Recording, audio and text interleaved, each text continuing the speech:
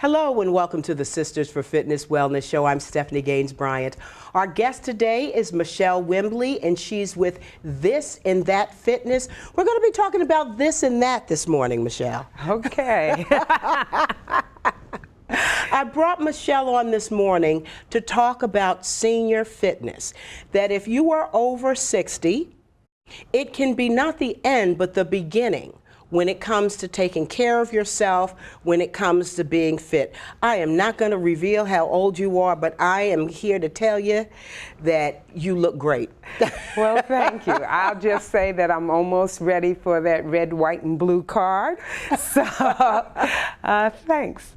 So you've been teaching fitness to seniors for a couple of years now. What are you seeing? The seniors of today are not like the seniors of another generation. People are wanting to be active after they retire. They're traveling, they're doing things, they're living their life. So who are the people who are coming through your door?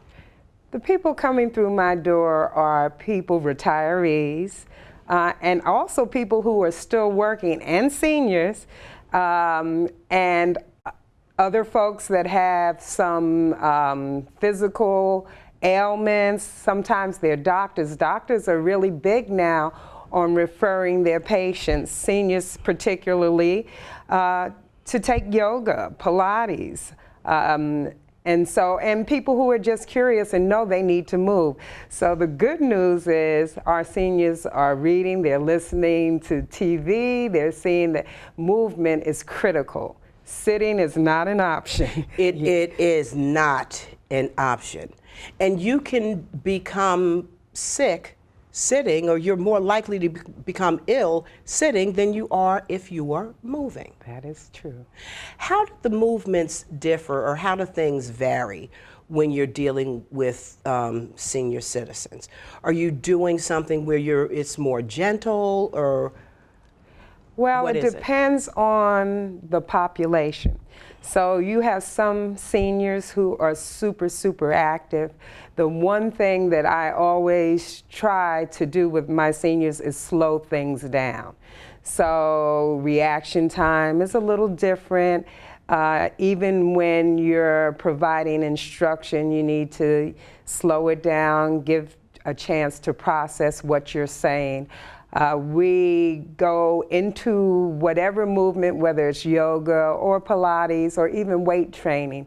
We go into the movements a little slower, a little gentler. We make sure we're not overextending ourselves. So it's just the same fashion for the most part, except for those who I said are really like super trainers. That we take our time and get into the poses and things. There's a movement currently in the yoga community where people are seeing the benefits of holding the postures longer. And you are doing that with your students. Yes, so we do a lot of restorative, we call it restorative or yin yoga, and yin and yang. What happens is you're holding the poses 3 to 5 minutes. It's very prop intensive. So a lot of times we think we can't do certain poses because our bodies won't allow us, and as we get older, we're not as flexible. So when you incorporate those props, whether it's blocks, straps, bolsters, blankets, you're able to modify the pose to get into the pose. The point of holding those poses 3 to 5 minutes is to allow your muscles to do the work without a lot of effort. So we call it effortless effort. And once your body acclimates to that particular pose, you just lay in it and you feel it. You feel the pose. It's a really, really deep stretch, but you're not forcing the pose. Your body is doing the work with you just letting it happen. A lot of times we have doctors who say, well, maybe you should take a yoga class. There are a bazillion types of yoga classes that you can take. How important is it for people to know what you're walking into? It is extremely important. So not only the type of class, but the instructor. Every instructor isn't for every person. And so some of the yoga, there's the hot yoga, which, you know, I would say, and this is just my opinion, for seniors is not so good because it's very warm in there. It's over 100 degrees. And so things are going on with your body that you may not be ready for. I have a story about that. Do you? During yoga teacher training, we had to attend different types of yoga classes, and one of the classes was a hot yoga class. I found one nearby, and I don't like a lot of heat. I walked in and I felt like I wanted, I mean, it was a horrible experience. Nothing to do with the teacher, nothing to do with hot yoga. If that's for you, that's fine. Right. But it wasn't for me. I could not breathe. It was miserable. Yeah. And I think you need to know your body, know what's going on with your body, and how your body will respond to that before you take that on. Absolutely. And I would say another thing you should be considerate of is not to take, if you're new to yoga, you want to take a beginner's class. A lot of times there's vinyasa flow classes, and if you're not used to the asana, the poses, that's not going to be the class for you because you're moving from pose to pose very quickly and you can get lost and you also can become hurt. Yes. Yes, especially when you're dealing with the spine and you're doing that up and down stuff. So as you know, I don't do a lot of vinyasa flow. I have a class in my studio where I have a young lady who does do that, but I feel the same way about, you know, you can really hurt yourself. If that's what you know, if that's what you like, Right. That's one thing. But you might want to try some different things before you make a judgment about what's good. Because some people, if I had gone in the wrong class, I would never be where I am today. If I had gone into a class where maybe it was a power class and I'm a first-time yoga person, I probably would have been turned off and never come back again. But there are so many options. There are a number of options. And the thing that people have a preconceived notion, I guess from commercials and everything, that you have to be a pretzel and you have to be super flexible, and that is just not true. Not at all. It's not.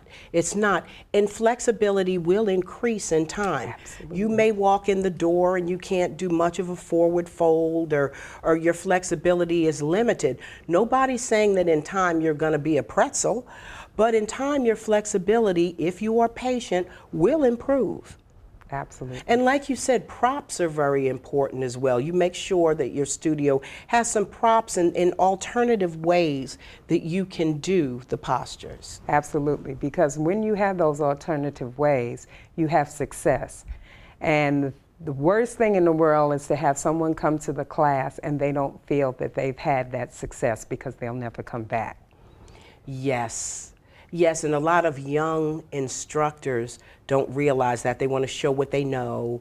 And what happens is people say, I can't do that. I'll never be that, so I can't. Right. And you have to, and your body is going to look different in that posture than Sue's body, than Jen's body. Your body is going to look different. Absolutely. Don't get discouraged. Absolutely.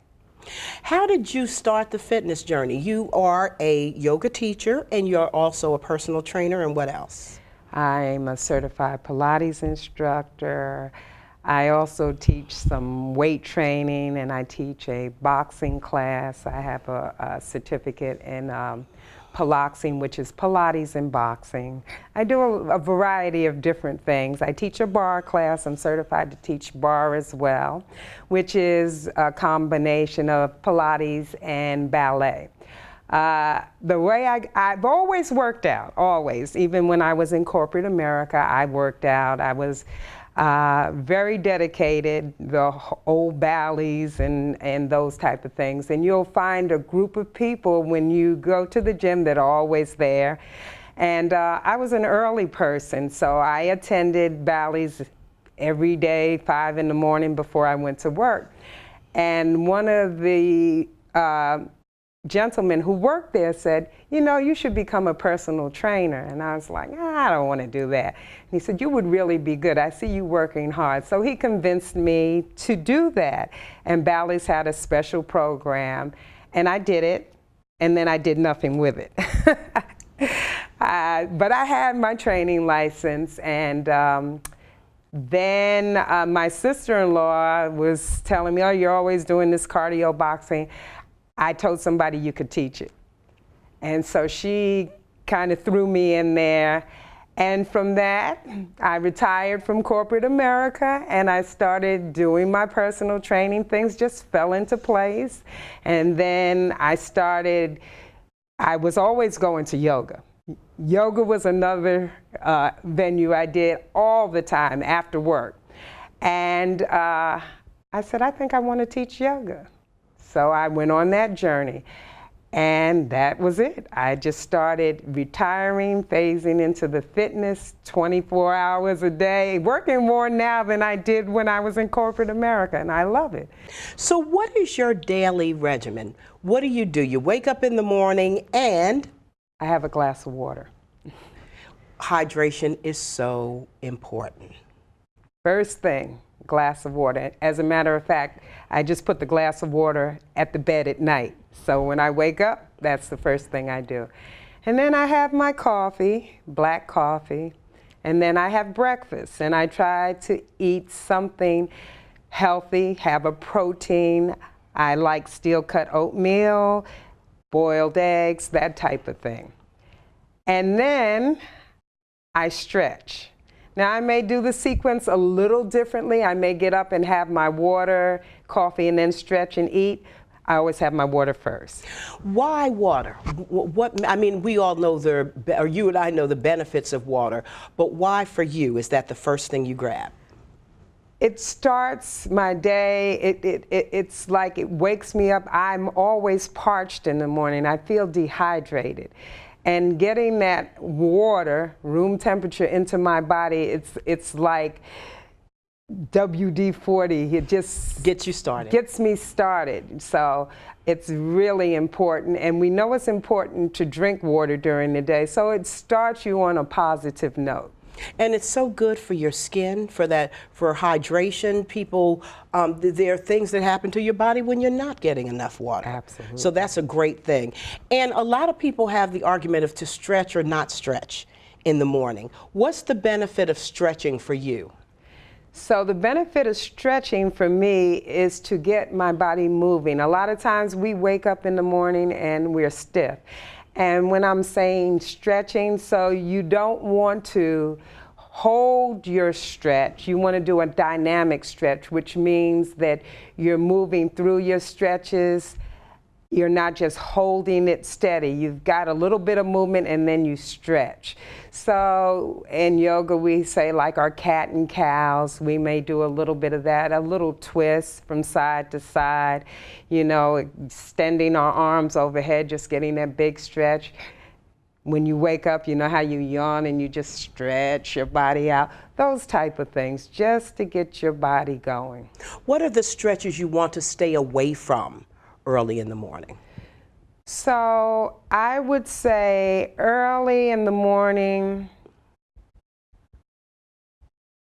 I don't know if there's any stretch that you really would want to stay away from. What I would say more is that you want to make sure your body is warmed up before you go into any deep stretch. So if you were doing, and I'm going to go back to yoga, if you were doing some yoga postures and you were preparing for your downward dog, that's where you have your hands on the floor and you're stretching back into the legs, you're off the floor.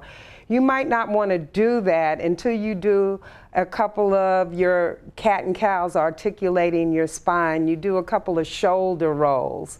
You may, you know, twist your head from side to side. You might want to do a couple of leg extensions because your body's not warmed up. So for you to go into that particular pose is very stressful on the body without kind of moving other parts to get yourself warmed up. I would say the same thing for a plank. You just don't want to jump into your plank.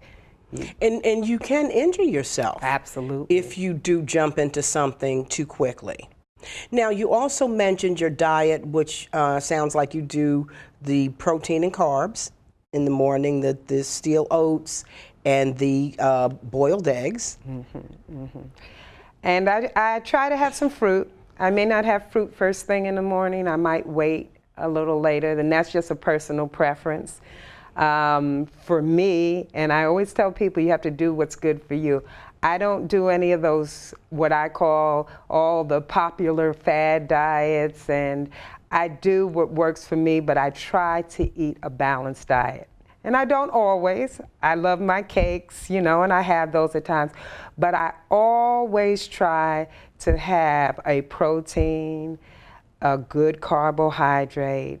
I stay away from the bad carbs, the whites, the fried foods. So how much sleep do you get? How important is it for Michele to get her rest? It's very important for all of us to get our rest. And we notice, I hear a lot with seniors that they don't get the rest that they need. It's something, they sleep a couple of hours, 4 or 5 hours, and then they're moving around. So I try, my schedule is very sporadic, and I get home late at night. But I try to get at least 7 hours of sleep per day, at least. Very good, very good. And there are ways that you can relax your body to help you get into that sleep you need. Because that's the time, of course, when your body gets to, you know, replenish and regenerate. You need your sleep. Absolutely. And so when you're saying there's ways to get your body into that, as you know, Stephanie, because I know you meditate and you do your breathing and pranayama. So in yoga, we call it pranayama, and it's a whole breath work. And I'm sure many of us, and I know that a lot of our seniors are now using that breath work, and it's just deep breathing. It is so simple that it's almost unbelievable. Absolutely. Because people say, how could it be so simple to do this? And it is just nice, deep, rhythmic breathing. Just watching your breath, watching when one breath ends and another begins. You can start off with 5 minutes and just build your way up. And the next thing you know, nobody's telling you to sit for 2 hours. Right. Like a monk and meditate. Right. But if you can devote just a few minutes in the morning to just getting centered, to breathing, it just can do absolute wonders. What are some of the health issues that you hear as you work with different folks? I know for African American folks in this area, in this region, a lot of folks are dealing with diabetes, a lot of folks are dealing with heart disease, and other physical things like back pain, knee pain, shoulder pain. What are you hearing? I'm hearing all of those, and some more. So most prevalent for me that I hear all the time, diabetes, high blood pressure. The number of people with back issues, including myself, is just unbelievable to me. I'm hearing a lot of folks with inflammation issues. That's and huge. A lot of inflammation issues. So they, as I had said earlier, their doctors have said, try yoga. You know, and they come into class and say, my doctor says I need to come here. So sometimes they're not there as willing participants, but they're willing to try it to find a better way to manage whatever is going on with their life. And I've had some people come off their blood pressure medicine, believe it or not. I've had some people's blood sugar improve. Absolutely, that is great news. And as we mentioned earlier in the program, it doesn't have to be a power vinyasa up and down. You can get some good stretching in, some good strengthening, some good breathing. Yes. In a gentle class, there's just so much out there. Don't get discouraged if you walk into a class and everybody's 20 Yes. and doing downward dog to upward dog to plank to da da da da da. You know, that's not all of what yoga is about. Absolutely. And so sometimes you just have to keep searching. Yes. You just have to keep searching, and you will find the right class for you. And also to know your body. If you know that you're getting into something in a yoga class and you know it doesn't feel right to you, your back is hurting, your knees are hurting, back off of it. You have Absolutely. nothing to prove. Absolutely. And I admire the people who back off of it more so than the competitive people who will do something that you know is going to hurt you. Absolutely. We say in class, you have to honor your body, you have to listen to your body. So not only paying attention to your breath, but listen to your body. Feel the stretch, but don't go beyond. You have to know what pain is and what stretching is. And that's key to being in tune and listening to your body. And when your body says no, leave it. What's the difference in stretching? That is such a good point. What is the difference in stretching and overdoing it? Some people say, well, if I feel it, then it must be good. You know, if I feel the stretch. Right. But you can easily overdo it. Yeah, and it's a fine line. It's a really fine line. You want to feel the stretch, but not feel pain. So sometimes you have folks that say no pain, no gain. That's the most ridiculous thing I've ever heard. So you want to know that, oh, I'm feeling the stretch and I'm really feeling it. I'm not uncomfortable, but I'm feeling it. When it starts to become uncomfortable, pass it. Just let it go. So find your edge. Find your edge, and that's the beauty of doing a restorative class. What's the difference with a restorative class? With the restorative class, you are, again, holding those poses, and most of the poses are on your mat. And you're just breathing. So if you think of yourself in a restorative pose where you're very prop intensive, and you are. You have blocks under you, you have blankets, and you're just laying there. It doesn't allow you to hold on and tighten your body up. You're just laying there, and your muscles get an opportunity to relax. And when you feel that you have gone beyond that relaxation and you start to feel tenseness in the body, you leave it. You just go back into just laying there, getting in your comfortable position. Wow. And so there are several postures that you can go through that can help you stretch and strengthen without you hurting yourself, without the rigors of some yoga classes. Absolutely. And when we're speaking of people with back issues where we need to be really, really careful, a lot of times if you're allowed to lay on your back and get your inner thigh stretches and get your all up the back of your leg, those type of stretches without being in an inversion and putting pressure on your lower back, it just allows you the same benefits without all the work. That's the beauty of it. So there, in other words, there are ways. There are ways to get that stretch in without hurting yourself. Absolutely. And like there's so many, oh my gosh, the back, the knees.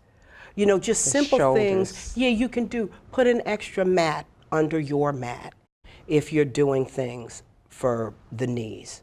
Take care of yourself. Put a blanket under your knees. Absolutely. You don't have to Absolutely. suffer through it. Never. That's a key word too.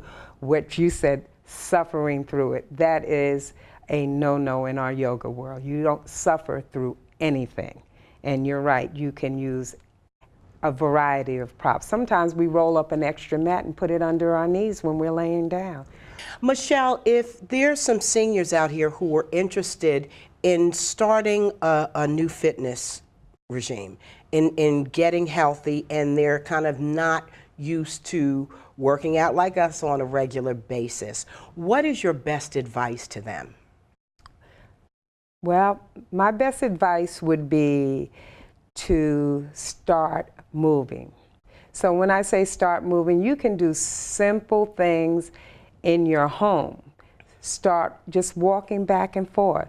I always use the commercials on the TV. We look at TV a lot in this generation. And so if we're looking at TV, every time we see the commercial, use the commercial as an alarm. Get up, walk, just walk to the door and back. Start doing that. If you do that with every commercial, you're starting to get yourself movement patterns going on. And then you can start just stretching in your chair. I always recommend though that you stand up. You know, you can stand up, you can turn around, do a little bit of stretching. And then if you're comfortable, start a walking program. Get out with your buddy. You don't have to walk miles. You can walk to the corner and back. You can walk a half a block and back. The key is consistency. So you're saying every day? Every day. Do something every day. Something. That movement, that commercial, that's every day. You don't have to do it all day, but every day, throughout the day. And when you start progressing and you start that walking program, if that works for you, if you don't like to walk, then do the movement in the house. Maybe you want to pick up some weights. Try that. Maybe you want to try to go to a senior center. There are so many senior programs out here now, and a lot of them are free. Yes. Maybe you want to dance. Line dancing is very popular with seniors.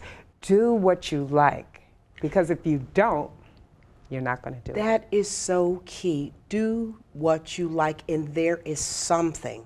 There is something you like to do. My sister, for years, she would say, oh, I hate to exercise. She discovered walking tapes, and she became a believer. I mean, she's lost, I think it's up to 60 pounds now. Wow. With just doing the walking, you know, just deciding that she wanted to live a healthier life, but she found that thing she liked. Yes. All those years, I hate everything. She found that one thing she liked, and I am so glad that you joined us today. We've been talking to Michele Wimbley of This and That Fitness, and she does a little bit of this and a little bit of that to help you get healthy. Today we've been talking about seniors and healthy living and getting into a fitness program. You've been watching the Sisters for Fitness Wellness Show. I'm Stephanie Gaines-Bryant. Have a great day.